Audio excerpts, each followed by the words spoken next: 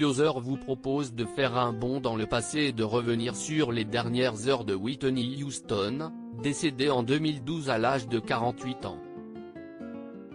CIST le 11 février, dans l'après-midi, que le corps de la chanteuse a retrouvé inanimé dans la baignoire de la suite 434 du Beverly Hills Hilton Hotel en Californie où elle séjourne.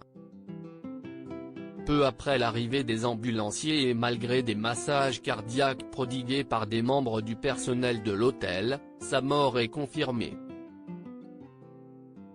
Le soir même, la chanteuse devait assister à une soirée organisée à Los Angeles. Des médicaments sont notamment retrouvés auprès d'elle par les enquêteurs.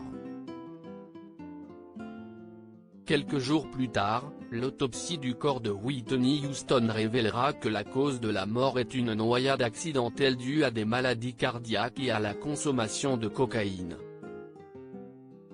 Quelque chose qui l'a fait tomber s'est produit et nous savons que lorsqu'elle a glissé sous l'eau, elle était toujours en vie. Nous avons des preuves de noyade car il y avait de l'eau dans ses poumons, explique le médecin Craig Harvey aux journalistes.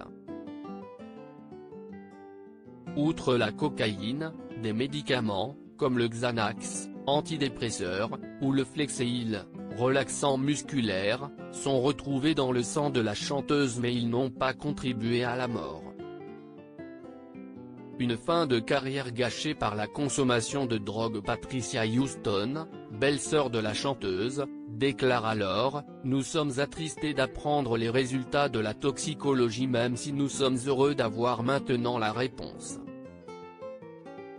Cela faisait plusieurs années que la carrière de Whitney Houston était ternie par les problèmes de drogue de la chanteuse.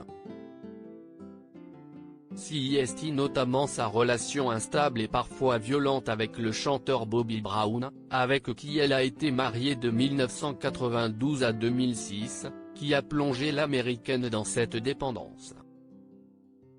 D'après les proches de la star, son époux était très jaloux de la réussite de Whitney Houston.